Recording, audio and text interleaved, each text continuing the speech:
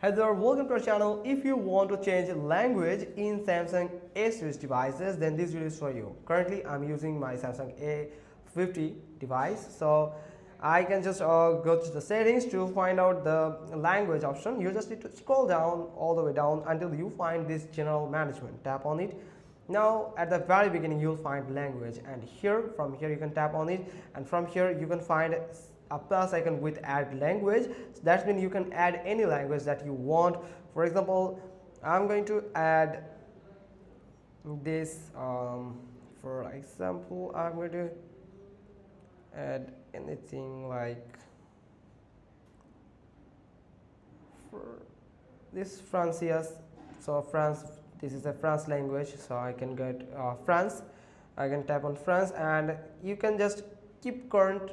Tap on keep current or set as default. If you tap on set as default, it will immediately change the language on your device. And if you tap on keep current, then you can just keep it on your list and you can switch anytime you want. You can just tap on it and tap on apply, and it will change the default language English to Francis. So the France language, this is the France language. So you can just tap on apply and it will change the language on your device. So that's how you can just simply change the language on your Samsung Galaxy A series devices.